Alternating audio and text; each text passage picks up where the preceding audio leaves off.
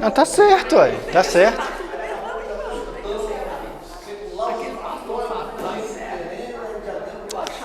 Ah, eu também não sou muito chegado nele, não.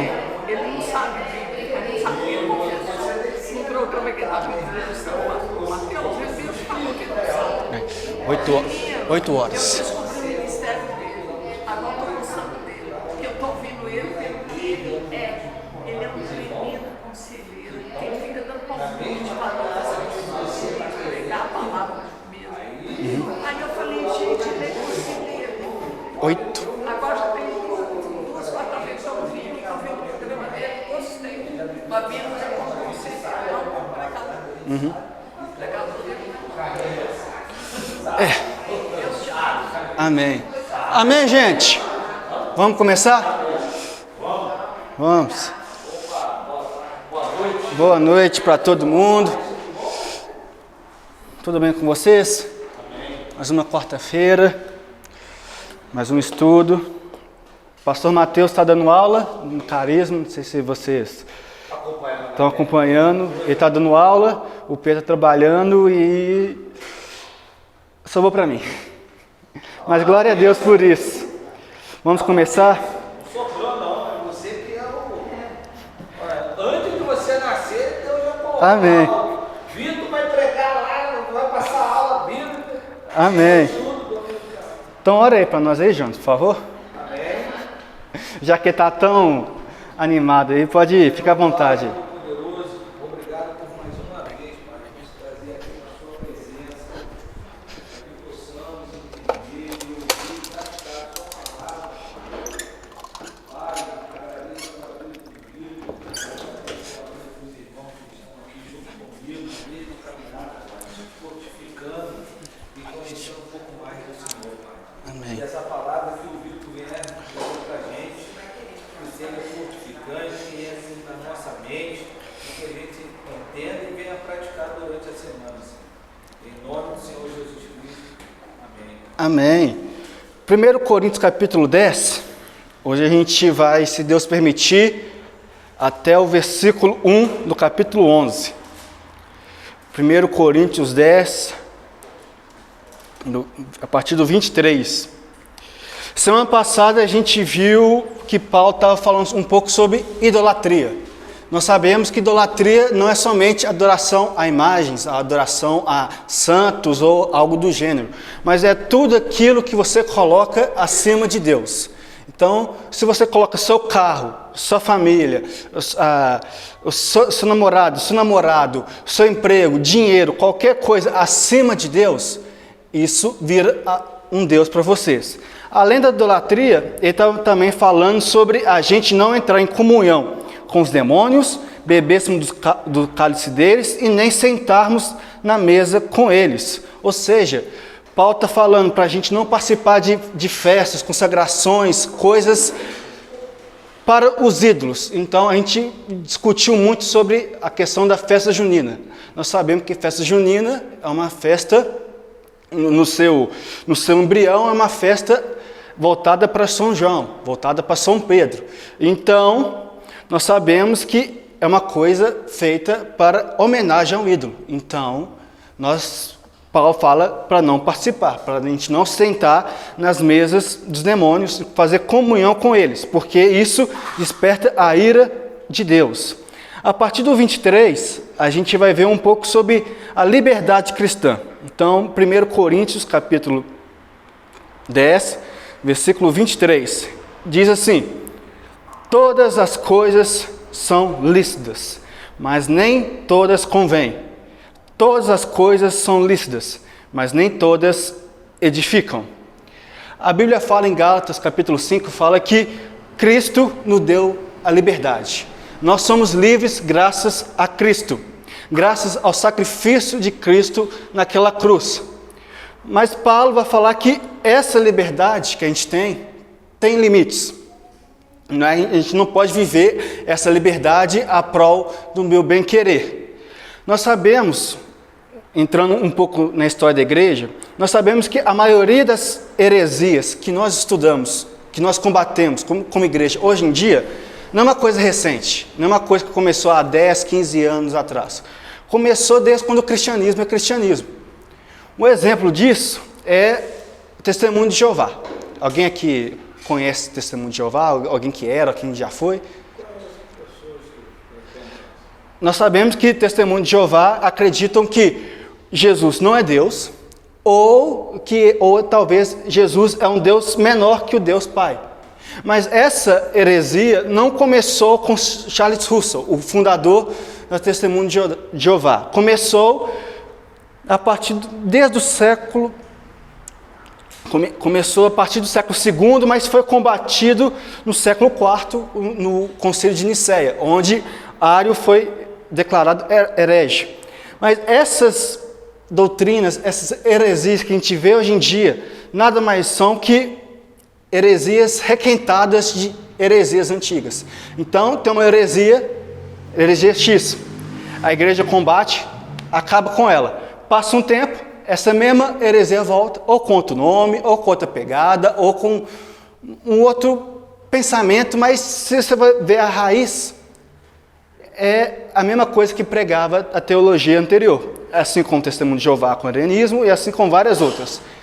E hoje em dia está muito presente na igreja mundial uma teologia chamada ou teologia liberal ou uma teologia de hipergraça. Ou seja, essa teoria afirma, em poucas palavras, que já que estamos vivendo no tempo da graça, então é permitido tudo. Então é aquele negócio. Vem para a igreja, todo mundo. Vem do jeito que você cai, do jeito que você está. Mas você pode viver do jeito que você está também. Essa heresia, essa teologia prega. Faça tudo que seu coração pedir. Você já viu o pregador falar isso? Tudo que seu coração falar, sentir, pode fazer. Não é pecado se você estiver feliz. Então, essas frases, essas práticas são dessa teologia da hipergraça. Mas nós sabemos que em 1 Coríntios 6, 1 Coríntios 10, Gálatas 5 e Romanos 8, Romanos 6, fala que essa graça que Cristo nos deu não dá o aval para a gente viver do nosso bem-querer. Se eu entro na igreja, eu quero continuar traindo minha esposa, eu quero continuar fazendo as coisas que eu fazia com um velho homem, já que eu estou vivendo na graça, não é pelas obras, então eu posso continuar fazendo as coisas que eu fazia antes. Mas nem tudo é permitido. E Paulo vai falar isso mais para frente. Liberdade é diferente de libertinagem. Ou seja, nós temos a liberdade, que é diferente de libertinagem. Tem uma frase que eu gostei muito, eu esqueci de quem que é, que a igreja aceita tudo. A igreja aceita todos. Pode vir homossexual, pode vir adúltero, pode vir alcoólatra, pode vir do jeito que você está. Mas a igreja não aceita tudo. Então, a partir do momento que você entra na igreja, você reconhece Jesus como o Senhor Salvador de sua vida, você tem que viver conforme Ele ensinou. Então, as velhas coisas já se deixaram, eis que agora tudo se fez novo. Mas se você perceber, olha o 23 de novo, todas as coisas são lícitas, mas nem todas convêm. Todas as coisas são lícitas, mas nem todas edificam. Se você para pensar que todas as coisas são lícitas, está entre aspas.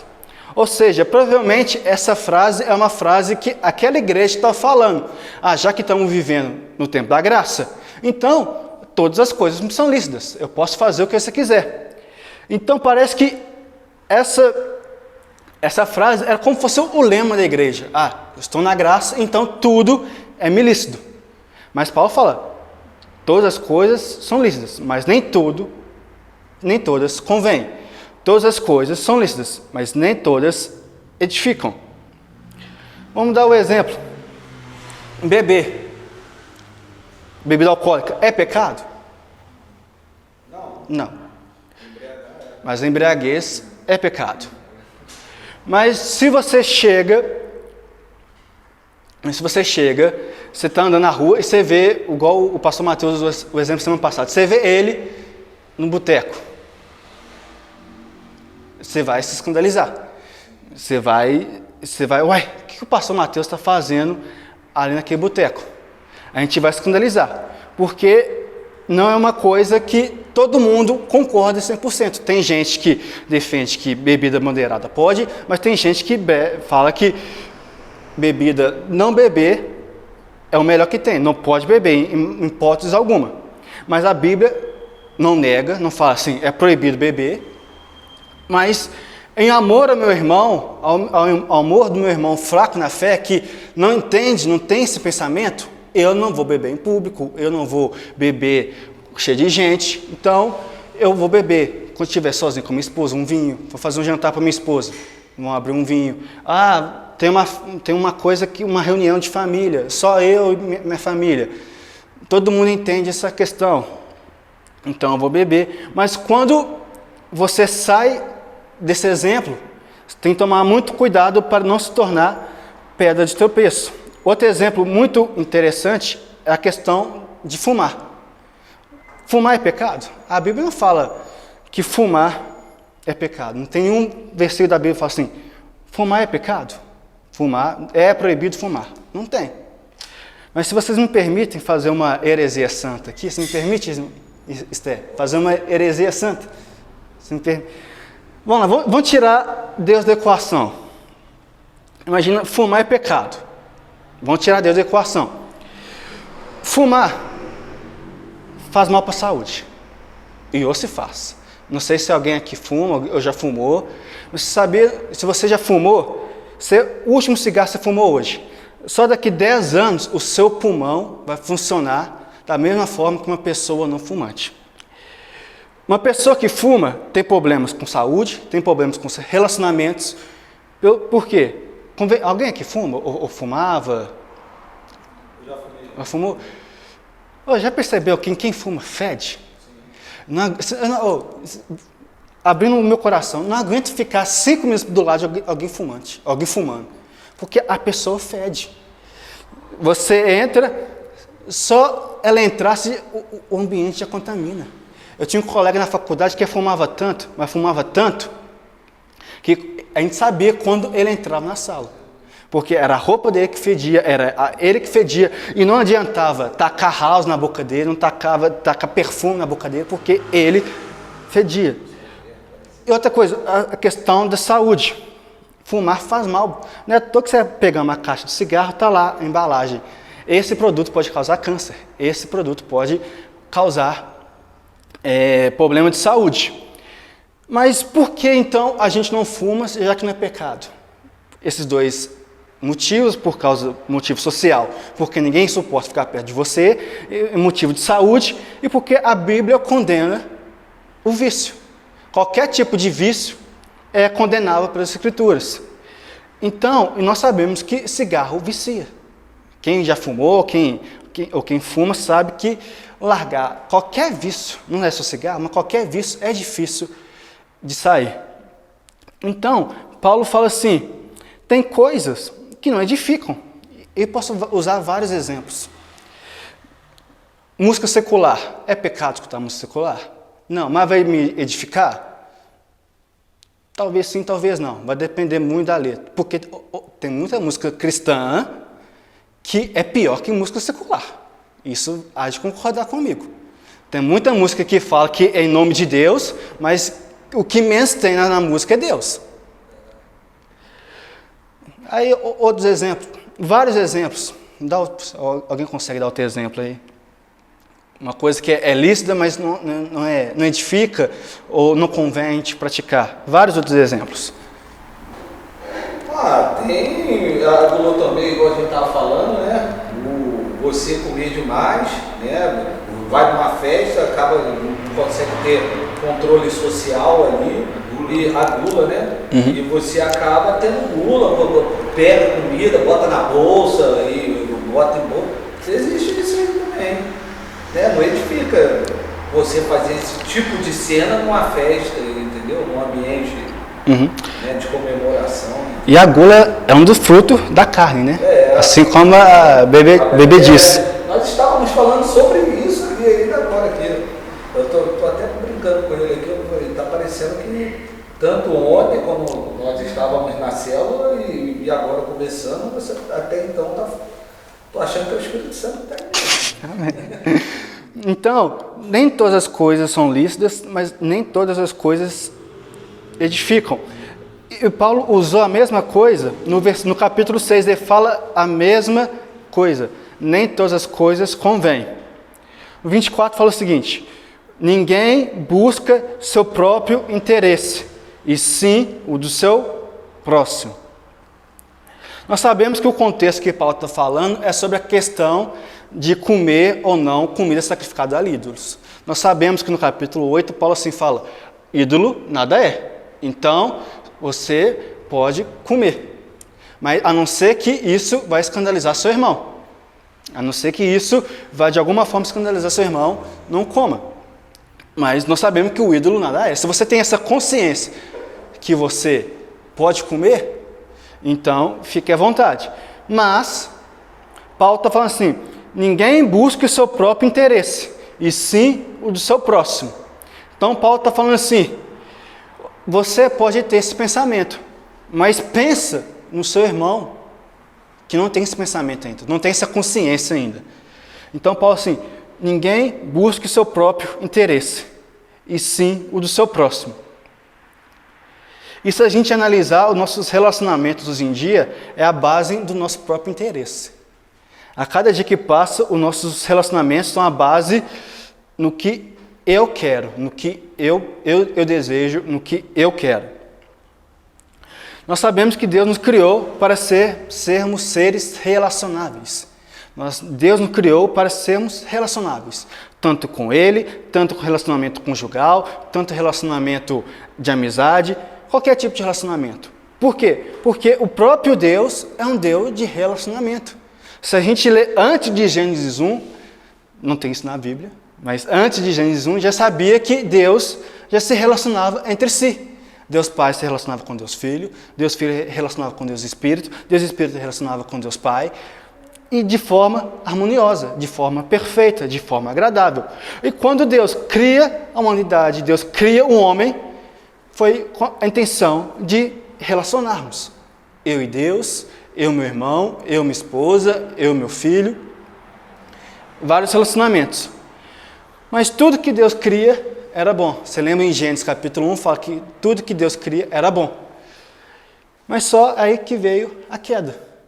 Aí a queda, que era uma coisa, antes da queda, que era tudo perfeito e maravilhoso, se tornou uma coisa complicada. Se tornou uma coisa difícil. E um dos pontos que a queda mais afetou foi nos relacionamentos. Antigamente, a gente pensava assim: o que meu irmão está precisando que eu vou ajudar? Hoje em dia, o meu santo não bate com o santo do meu irmão. Tal pessoa é muito difícil de relacionar. Tal pessoa é impossível, ninguém aguenta ele é chato, ele é insuportável. É ou não é? Hoje em dia, cada dia que passa, parece que os nossos relacionamentos estão mais difíceis. Se a gente pudesse pegar uma câmera, uma escuta e colocar dentro de um gabinete pastoral, vai ver que 99% dos problemas que os pastores, de maneira geral, escutam são problemas de relacionamento. A minha esposa é muito chata, meu chefe é insuportável, o irmãozinho fulano de tal é muito chato, insuportável, não aguento ele. Mas aí tem que dominar o domínio próprio, né? A mansidão, né? Se não conseguir fazer isso aí, realmente, a gente vai sair apontando para os outros, né? E hoje... Mais uma vez, né? Falar mal do próximo, está mentindo, não existe pecadinho para cada um. E hoje em dia a gente normalizou tanto essa questão de briga, de discussão, que todo mundo aqui já escutou essa frase: brigas e discussões em relacionamento é normal. Todo mundo já escutou essa frase. Todo casal já brigou uma vez. Todo casal já brigou um dia. Todos os amigos já discutiram uma vez. Parece que virou uma coisa normal. Parece que virou uma coisa cotidiana, dia a dia. Mas não é. É pecado. Vale lembrar que em Gálatas 5 fala que um dos frutos da carne, além da glutonaria, de feitiçaria, de bebedice, é a contenda, é a ira, é a discussão. Pode falar. É interessante que quando a pessoa não tem Santo, ela ouve, nem ouve, ela escuta, né? Abobrinhas. Então ela tem que saber de qual espírito que está vindo daquela pessoa que está falando com ela. Porque tem o meu espírito, o espírito de Deus e o espírito do inimigo falando com a pessoa. Por exemplo, eu estou com um carro aqui, tem o meu próprio espírito de pessoa, tem o espírito do inimigo agindo no inimigo, só para eu falar com ele, e tem o espírito de Deus. E ele tem que ter o discernimento de qual espírito que é. E isso tem acontecido muito dentro das congregações entre irmãos. Por exemplo, o meu ex-marido, ele é pastor. E ele trocou a fechadura da casa para eu não entrar mais. Né? E várias vezes eu expulsei a mão dele. Tinha espírito maligno durante 15 anos, estava falando comigo. E eu só vou buscar para sair dele, porque não é com você que eu estou falando. Ele é pastor, hein? Imagina se não fosse. Eu falo que ele é mais um Gamaliel do que um pastor inspirador de Deus. E Deus nos confirmou esses dias que me colocou 15 anos casado com ele para ver se ele consegue converter. Se Deus toca ele, sabe? Porque até hoje é muito difícil. Né? Então, o inimigo sabe que, por exemplo, os jovens são a força da nova geração e que eles estão sendo muito atacados, está sendo avassalador você conseguir angariar um jovem para conhecer a Cristo. Ele ouve falar, mas ele tem que ter a convicção, então nós temos que pagar um preço de jejum, de oração, de investimento. E dentro da própria congregação tem pessoas atacando. Né? Tem uma palavra que a Fê mandou de manhã, que ela falou egolatria. Então, o eu idolatrado. Quer dizer, e as minhas coisas não vão ser feitas só as que vocês colocam? Sabe? Eu fiquei assim, impressionada, sabe? Porque é um ministério que precisa crescer e que vai trazer essa geração que está perdida aí. E são poucos trabalhadores que estão tendo, e os poucos que estão tendo, por não discernir o espírito, não ter uma fortaleza assim, às vezes precisa de uma força maior, vamos que eu te ajudo, não sei o quê. Ouve mais o Espírito Santo, olha, eu estou te ajudando, e eles estão sendo atacados, sabe? E desestimula. Por quê? Porque a mídia virtual ajuda muito a desestimular, né? Que é muita coisa interessante que a internet hoje mostra. Então nós temos que pedir estratégia a Deus, sabe? Então isso tudo é uma coisa que gera um vício e corrompe. Não, tá certo. Paulo falava que chegará um tempo que o evangelho seria como ser no ouvido das pessoas, né? E se não chegou ainda, está muito perto. Então é o que você falou, está cada dia mais complicado. Mas voltando aqui, hoje em dia parece que nossos relacionamentos estão na base, a gente entra pensando na seguinte coisa: o que aquela pessoa pode fazer por mim? Se eu casar com aquele cara, se eu casar com aquela mulher, o que ela pode me oferecer para eu casar com ela? Mas o ponto de Paulo fala que ninguém busque seu próprio interesse, mas sim o do seu próximo. Ou seja, a pergunta que devemos fazer sempre que entramos no relacionamento isso eu falo, qualquer tipo de relacionamento, casamento, amizades, qualquer relacionamento. O que eu posso fazer para aquela pessoa ficar feliz? Será que a gente pode, a partir de hoje, começar com essa pergunta em todo relacionamento que a gente iniciar? Que não seja por interesse? Hoje em dia, a moda é network. Network, qualquer coisa é network. Você vai num culto de empresários, é network. Vou fazer network, eu vou conhecer, porque network é aquela amizade que... O que aquela pessoa pode oferecer para mim para eu ganhar mais dinheiro? É ou não é? Network é isso. Aquelas amizades por interesse. Enquanto aquela pessoa me ajudar, eu fico com ela. Para de me ajudar, eu descarto ela. Hoje em dia, muitos dos nossos relacionamentos estão assim. Chega, usei, agradeci e vou embora. Vou para outro. E somente quando a gente coloca Jesus no centro dos nossos relacionamentos, que as coisas fluem. Quando Jesus coloca no centro do nosso casamento, é que não há traição, não há divórcio, não há contenda. Somente quando a gente coloca Jesus nas nossas amizades, a gente consegue perdoar o irmão que nos ofendeu. Nós conseguimos amar o nosso irmão da mesma forma que Jesus pediu para a gente amar. E somente quando colocamos Jesus no nosso relacionamento entre Ele e Deus, nós conseguimos adorar a Deus de verdade. Somente quando a gente coloca Cristo no centro, nós conseguimos relacionar. Sem Cristo, nossos relacionamentos estão fadados ao fracasso. 25. Comam de tudo que se vende no mercado, sem questionamento algum. Sem questionamento algum, por motivo de consciência. Quando a gente começou essa série do capítulo 8, 9 e 10, acho que foi o pastor Pedro que falou, no início, no capítulo 8, falou que Corinto é uma cidade que tinha muitos templos pagãos.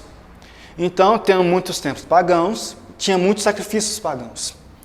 E sobrava essas carnes que sobrava, o sacerdote pegava e vendia para o açougue, ou dava para o açougue. E esse açougue vendia para as pessoas comuns. Então, provavelmente, as carnes que as pessoas compraram naquela época do açougue, provavelmente é uma carne que anteriormente era sacrificado a ídolo. Tendo essa questão em mente, Paulo fala assim, como de tudo que se vende no mercado, sem questionamento algum. Sem questionamento algum, por motivo de consciência. Então Paulo fala assim, se você não sabe a origem dessa carne, a origem desse... Eu estou falando de carne aqui, mas pode ser qualquer coisa, qualquer objeto, qualquer alimento. Porque aqui a gente está falando mais sobre carne. Paulo está falando assim, se você for no açougue, se for comprar no mercado qualquer coisa, compra. Sem questionamento algum. Não vai pesar a sua consciência. Será que essa carne que eu comprar foi sacrificada a algum ídolo? Será que se eu comprar esse pão aqui foi consagrado a alguém? E hoje em dia nós também não sabemos a origem das comidas. Você vai no supermercado, estamos chegando no açougue assim, ô açougueiro, essa carne foi consagrada a Iemanjá, a Oxum, a São Pedro, São Paulo, foi consagrado a algum ídolo? Não sabe. Então, Paulo está falando assim, como de tudo no mercado, sem questionamento algum. E no 26, Paulo explica o porquê. 26, porque do Senhor é a terra e a sua plenitude. Ou seja, Paulo citou Salmo 24, versículo 1. Salmo 24, versículo 1. Salmo 24, versículo 1. Diz assim, ao Senhor pertence a terra e a sua plenitude, o mundo e os que neles habitam. Ou seja, porque do Senhor pertence tudo. Tudo é do Senhor. Tudo. Tudo, a carne, as coisas, os prédios, tudo é do Senhor e sua plenitude. Então, Paulo vai falar em Romanos capítulo 11, versículo 36, porque tudo é dele, tudo é por meio dele e tudo é para ele. A honra, todas as coisas, a ele, toda a glória, a honra, para sempre. Amém. Então, Paulo está falando o seguinte, você não precisa preocupar com essas comidas sacrificadas a ídolo, por quê? Que em primeiro lugar, essa comida é do Senhor, essa comida é de Deus. Você não vai precisar ficar preocupado, será que é do ídolo? Aquela que a gente ha visto isso na cruzilhada, assim, passou de uma mala. Eu nunca passei mal, eu já comi muito doce de São Paulo de Damião lá no Rio, quando eu era pequeno. Lá tinha um parque lá próximo da onde eu morava e o pessoal consagrava e tal, mas na época a gente rezava o Pai Nosso, metia a mão na cara de doce, saia batendo, refrigerante, nunca É aquele negócio, né? Que o ídolo nada é. Então, se na sua consciência você acha que já nada é, mas a questão é o que o Paulo vai falar no versículo 28. Mas espera aí, vamos chegar lá. A gente vai chegar lá ainda. Mas se você tinha consciência que o ídolo nada é, pode comer. A não ser que vai escandalizar. Você está na rua com seus amigos, aí você vê um débil na fé, um fraco na fé, e você começa a comer uma encruzilhada. Tinha uns que não, bota a mão nisso aí não, pegava, jogava dele, eu vou morrer, adolescente, nem adolescente, criança, isso daí, eu tinha uns 10, 11 anos. Mais memória, né? No caso. Porque tudo é a terra, porque do Senhor é a terra e a sua plenitude. 27.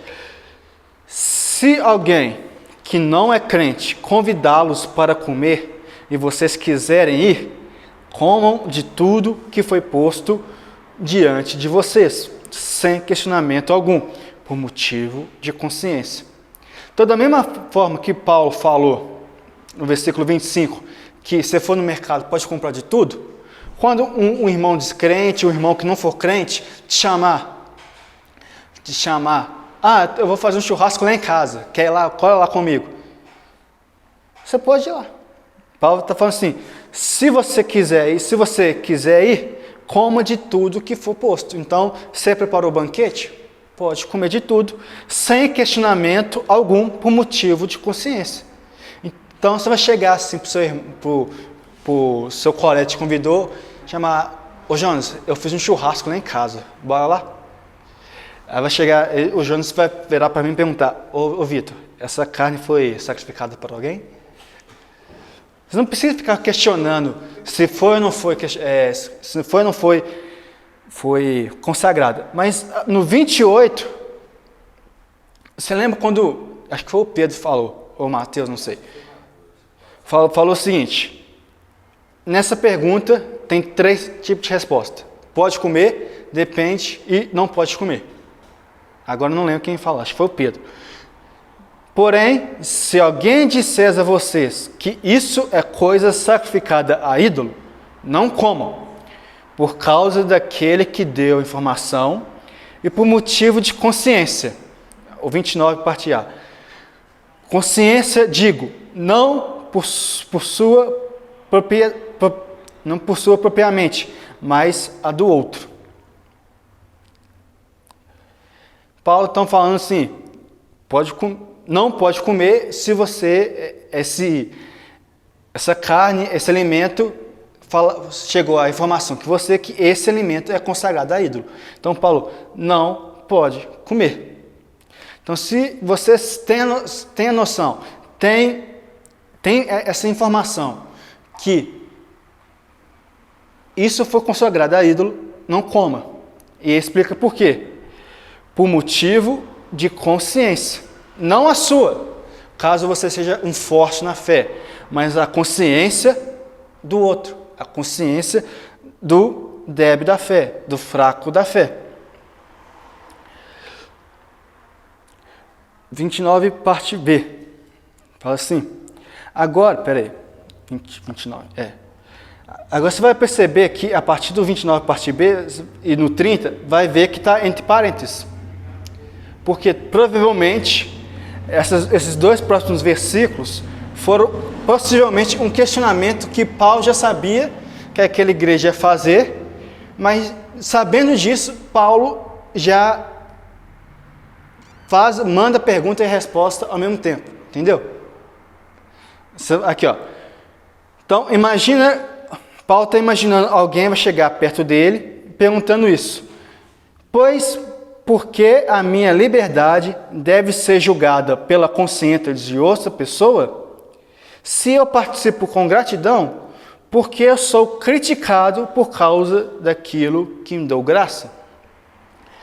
Então, provavelmente Paulo está fazendo um questionamento retórico, já sabendo que haveria essa pergunta. Provavelmente se Paulo tivesse presente naquela igreja, algum forte na fé e levantar a mão, mas, ô Paulo, por que a minha liberdade deve ser julgada pela consciência de outra pessoa? Ô Paulo, porque se eu participo com gratidão, por que eu sou criticado por causa daquilo, porque dou graças? Aí...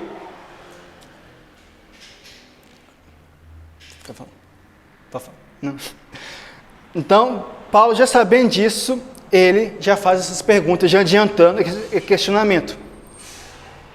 Mas aí a resposta que a Bíblia nos dá está em Marcos capítulo 9. Marcos capítulo 9 vai narrar a história que Jesus e seus discípulos estavam indo para Cafarnaum. Jesus caminhando com seus discípulos e seus discípulos atrás dele discutindo: quem será que é o maior daqui? Quem será dos discípulos, dos apóstolos, que é o maior entre nós? Será que foi Pedro? Será que é eu, Pedro? Será que é eu, Tiago? Será que é eu, João, que sou um amado? Não, mas o Pedro... Não, mas Pedro, ganhei a chave dos céus. Mas eu, João, sou o discípulo amado. Aí os discípulos discutindo, Jesus escutando isso, vira para eles e fala assim: quem quer ser o primeiro, que sirva a todos. Quem quer ser o maior, que seja o último, seja o servo.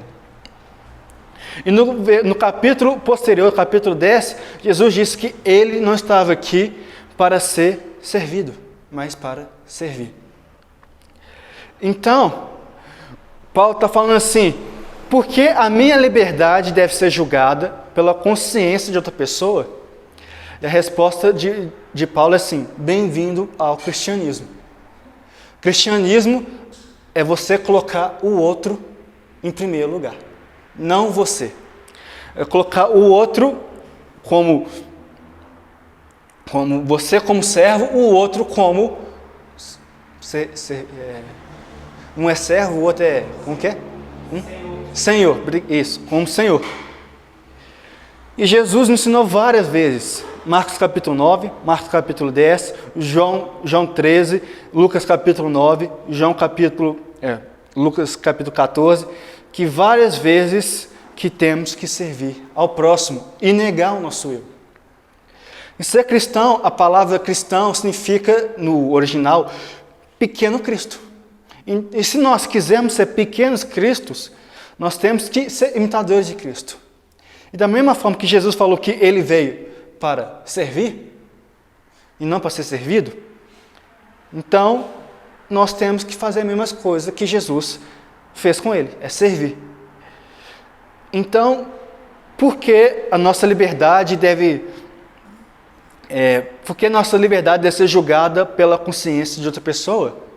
Porque nós sabemos que tem pessoas fracas na fé, que o que você entende que o ídolo nada é, mas o contexto que é de ídolo, mas é qualquer coisa. Tem algumas igrejas, algumas assembleias, que é proibido usar bermuda, usar chinelo, usar roupa que não seja calça. Se você sabendo disso, por que você não pode, quando você vai visitar seu irmão, quando você vai visitar essa igreja, colocar uma calça? Nós sabemos que calça ou bermuda não faz diferença nenhuma. Mas o seu irmão, em amor ao seu irmão, o que custa colocar uma calça? O que custa fazer esse sacrifício em prol do seu irmão?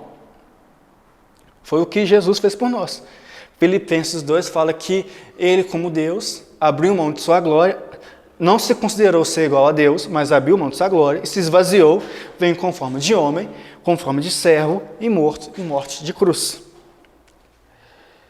Será que, com o exemplo de Cristo, que abriu mão de toda a sua glória, imagina Deus, todo-poderoso, Jesus todo-poderoso, todo-impotente, todo-onisciente, abrir mão de sua glória para vir na terra, para morrer por nós. Imagina nós aqui, tudo pecador. Então, se Jesus que é Deus, fez isso, por que eu não posso fazer com meu semelhante, fazer isso com meu irmão? Não morrer, no sentido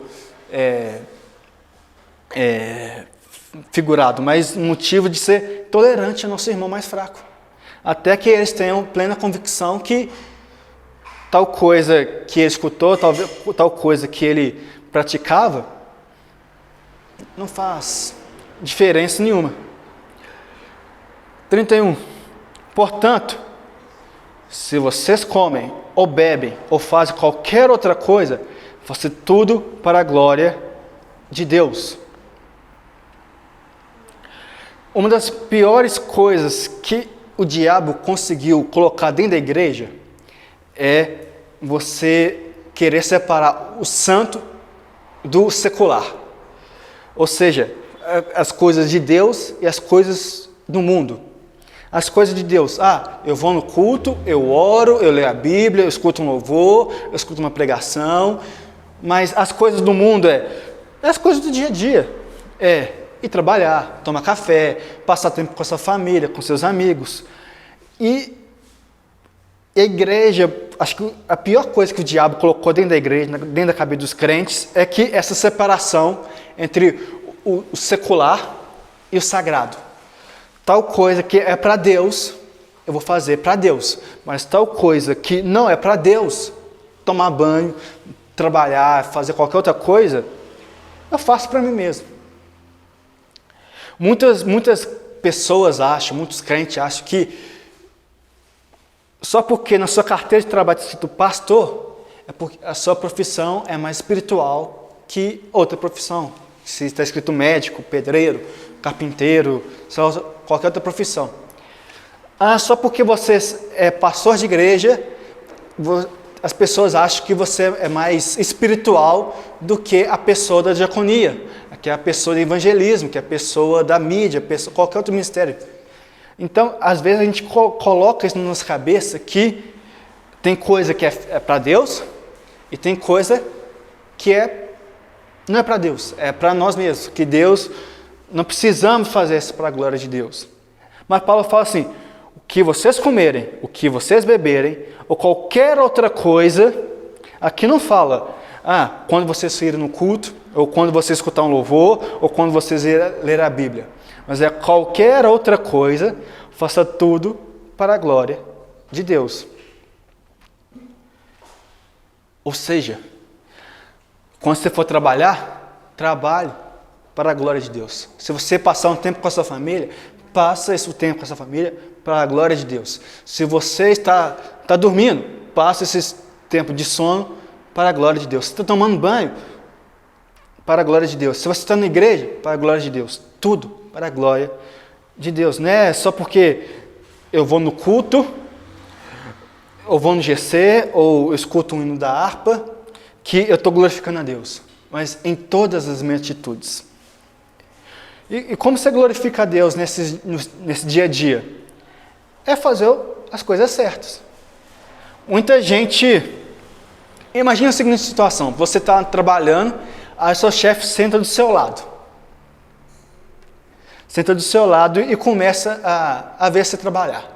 Eu tenho certeza absoluta que você vai se dar o melhor de si.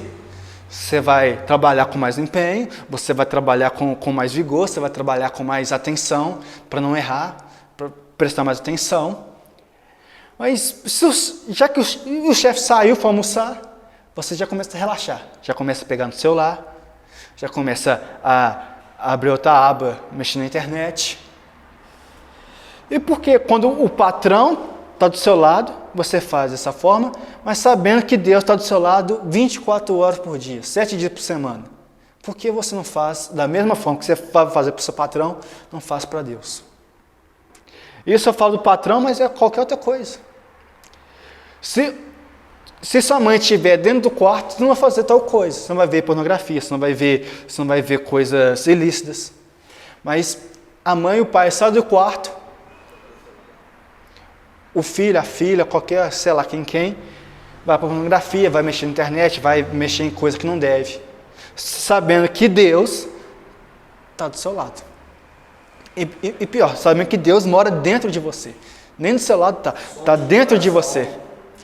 Ele sonda o coração aí que eu vi. Aí que é melhor, né, Marcos? Sondando, não tem nem como achar que ninguém está vendo. Então Paulo fala, faça tudo para a glória de Deus. 32 e 33. 32. Quando, agora, acho, se não me engano é Romanos 14, só confirmar aqui. Romanos capítulo 14. Fala para a gente não escandalizar o irmão da fé. Nós sabemos que escandalizar os fracos da fé não é deixar o irmão assustado. Mas escandalizar o irmão é o que Paulo fala no 32. Não se torne motivo de tropeço nem para judeus, nem para gentios, nem para a igreja de Deus. Assim como também eu procuro em tudo ser agradável a todos, não buscando meu próprio interesse, mas o interesse de muitos, não buscando meu próprio interesse, mas o de muitos, para que sejam salvos. Escandalizar um irmão é você levar o seu irmão a tropeçar, é levar o seu irmão a pecar. Eu acho beber moderadamente não é pecado. Então, eu vou beber dentro de casa, beber sozinho, quando tiver uma ocasião especial, eu, minha esposa, eu, meu marido, vou beber uma taça de vinho. Mas se você bebe na frente do irmão fraco na fé, provavelmente aquele irmão, antes de converter, tinha muito problema com alcoolismo, e vê o irmão beber e falar, uai, se pode beber, então eu vou beber também. E seu irmão acaba pecando, acaba tropeçando, Paulo está falando assim, você está escandalizando o seu irmão, você levou o seu irmão a tropeçar. Então, não se torne motivo de tropeço para judeus, nem para gentios, nem para toda a igreja. Assim como eu, Paulo, procuro em tudo ser agradável a todos, não buscando meu próprio interesse, mas o de muitos, para que sejam salvos. Então, já perceberam que Paulo, ele gosta de repetir a mesma coisa várias vezes? Parece para a gente entrar na nossa cabeça. Paulo está falando mais uma vez, procure não satisfazer os seus próprios interesses, mas o do seu irmão mais fraco, da sua irmã mais fraca, para que eles sejam salvos, para que você não seja tropeço nem para judeus, nem para gentios, sabendo que Corinto é uma cidade cosmopolita. Chegava judeus, chegava gentio, de várias tribos, várias regiões, vários lugares do mundo. Então lá o que mais tinha era gente de qualquer tipo. E Paulo falou assim, não seja tropeço nem para judeus, não posso comer carne sacrificada aos ídolos, nem para gentios, nem para a igreja de Deus. Não se torne motivo de tropeço para nenhum deles. Mas aí no versículo 1 do capítulo 11, Paulo termina assim, sejam meus imitadores, como também eu sou de Cristo. Paulo está chamando a responsabilidade assim, mas ele coloca uma condição, seja meus imitadores, mas como eu também sou imitador de Cristo. Então, Cristo é o nosso maior exemplo. Nós temos que seguir a Cristo de cabo a rabo. Mas é muito bom no nosso dia a dia ter pessoas que a gente possa inspirar, né? Você vê aquela pessoa, aquela irmã, aquele irmão que fala, ele está quase um cristão de verdade, está quase um Cristo. Provavelmente na sua caminhada você já viu alguém, alguma pessoa que é de fato imitadora de Cristo. É de fato aquelas pessoas que tentam andar certamente da mesma forma que Cristo andou. Que Cristo seja o nosso maior exemplo. Mas é bom outras pessoas para ser nossas referências também. Ser pessoas que a gente possa não idolatrar, mas se inspirar. Ver que aquela pessoa é crente. Sabe aquelas pessoas que você fala, essa pessoa é crente. É crente, é crente, é crente. É crente mesmo. E é tão bom você olhar para ela e ver, se inspirar nela, se falar, olha, um dia eu queria ser parecido com ela. Não idolatrando, mas inspiração. Será que a gente pode fazer essa pergunta saindo daqui? Será que as pessoas podem me imitar, assim como eu também imito Cristo? Será que eu estou imitando a Cristo de tal forma que as pessoas olhando para mim, elas podem me imitar? Será que a gente pode fazer essa pergunta para nós mesmos hoje e sair daqui? Não. De fato, se as pessoas olharem para mim, se as pessoas quiserem me imitar, estão imitando a Cristo. Se as pessoas olharem para mim, de fato, eu sou igual, eu sou de fato imitador de Cristo. Será que a gente pode, assim como Paulo teve essa ousadia de falar que sejam meus imitadores, como também sou imitador de Cristo?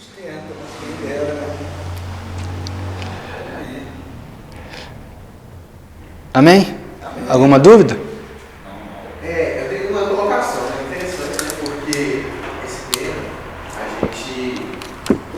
difícil, não que eu queira agora chegar a uma conclusão a respeito disso, mas até que ponto, né, a gente deve agir para não escandalizar o irmão. Eu uso Jesus como exemplo, que Jesus escandalizou. Uma das coisas que Jesus fez, ao passar aqui na terra, foi escandalizar os fariseus, os mestres da lei, os caras escandalizados, porque deu mais importância ao ser humano do que ao sábado, né? Isso escandalizava os judeus. E é muito tênue assim, porque, né, eu não tenho irmão que fica escandalizado por, sei lá, por cortar o cabelo. Né?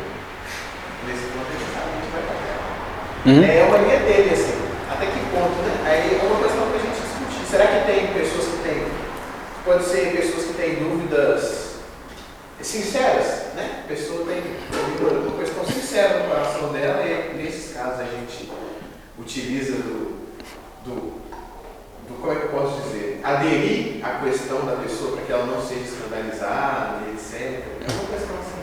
Eu acho que a gente não tem uma conclusão agora. Eu acho que eu não tenho.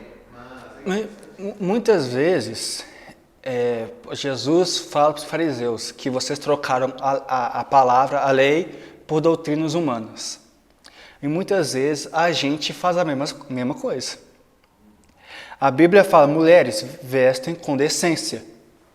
Mas aí chega, a mulher não pode usar vestido acima do joelho, acima do calcanhar, acima, sei lá, da panturrilha. São várias coisas que é vestir com decência? Aí fica o questionamento. Vestir cobrindo tudo, até o joelho, é uma forma não vulgar? Isso é um exemplo, mas tem vários. Que às vezes a gente, em vez de ficar com a palavra, a gente fica com as doutrinas humanas. E muitas vezes o farisaísmo fazia isso. na verdade, agir com moderação. Sabe como a gente vai voltar em cada lugar. E se você, mas lógico, respeitando, você vai numa assembleia, você vai pregar numa assembleia, por exemplo, aí a assembleia é eterno. Até que algumas assembleias estão abrindo uma exceção, mas você vai numa assembleia raiz mesmo, é eterno, é gravata. Se você tem tatuagem, você tem que cobrir a tatuagem. Se você tem algumas coisas, tem que tirar. Por quê? Por causa que Paulo está falando aqui, pelo amor do próximo, pelo amor ao fraco da fé. Você entende que tatuagem não é pecado. Ok, você entende. Mas tem um irmão que não entende isso. Tem irmão que acha que tatuagem é fazer marcas aos mortos. Igual, acho que Levítico. É Levítico que fala isso? Levíticos que fala, não façam marcas aos mortos no seu corpo. É Isaías? Levítico fala isso também, não fala? Isaías. É o versículo. Mas virou doutrinas humanas. Virou, igual o pastor Mateus fala, eu não sigo doutrinas humanas. Eu continuo batendo na fé, sabe, do Espírito Santo. Eu sigo Então, quanto mais a gente conversar a palavra, mais a gente sabe detectar mentiras. E quanto mais a gente tem intimidade com Deus, mais prazer Deus tem em nos direcionar. Por exemplo, às vezes eu vou conversar com alguém, vou dar um exemplo do meu ex-marido. Vou dar um exemplo. Passou foi 15 anos, né? Já tem mais 6 que tem. Você tem 3, mais 6 que ele mudou da conta, né? Eita. Vai, conta, cara. Assim, tinha uma vez que a gente estava conversando, aí eu falei assim, ai Deus, agora é a hora de ter aquela resposta assim, vai lá no meio do peito. Aí o Espírito Santo falou, para. Aí eu, oi? Mas ele falou tudo que cabe a essa resposta, Senhor. Para, não para nada, eu vou te dar um conselho. Passou 4 anos, a gente sentado, conversando. Aí eu disse, não lembra que a resposta ia dar? Eu falei, mas nem lembro a resposta, não, mas eu vou trazer ela no som. Pode falar agora no vídeo. E eu falei. Na hora que eu falei, ele olhou isso. Falou, nossa, assim, não veio até aqui não, veio até o meio do peito. E houve conversão daquilo. Então, quando a gente tem essa intimidade com Deus, o Espírito Santo ele mostra o momento certo, mostra como que a gente vai conduzir. Né? Ele fala que ele está o tempo todo com a gente que é preguiçoso de ter essa intimidade, de ouvir. Eu ouço muitos pastores, até no conselho de pastores, falam assim, que nós os batistas, temos uma diferença das outras Dominações. Então, qual é? O Espírito Santo ele nos direciona. Olha, essa roupa aí você não vai não, porque vai escandalizar. Então, o batista é diferente por isso, porque ele anda com o Espírito Santo. Tá? E Deus não deixa ele passar vergonha. Né? Não vou falar que os outros não são, mas os batistas respeitam mais as outras denominações do que as outras denominações que estão sempre atacando, né? Como é que veste assim, como é que faz isso, como é que vai em tal lugar, entendeu? Porque é o Espírito Santo que leva, a gente tem que falar, eis-me aqui e envia para mim. Conhecer a palavra e ter intimidade com Deus, eu tenho certeza que é por aí. Justamente. O fruto do Espírito nas nossas vidas é o amor. O amor se manifesta. Né?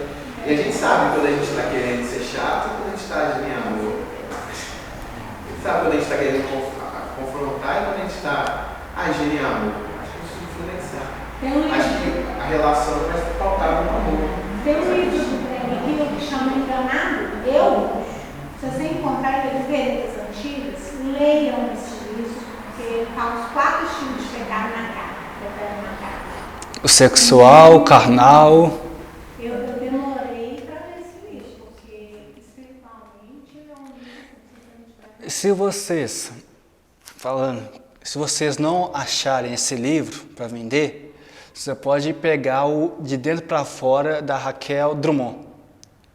Da Raquel Drummond e do Drummond. Ele conta basicamente esses 4 pontos das obras da carne: sexual, carnal, social, e eu esqueci a última. Mas é basicamente o que a Denise falou, está nesse livro e está mais fácil de achar. Eu sei que tem. Amém? Mais alguma coisa? Alguma dúvida? Vamos orar? Amém. Quem quer orar por nós aí? Sem pressão. O Tarly até a cabeça baixa. É o Tarly mesmo. Pai, muito obrigado.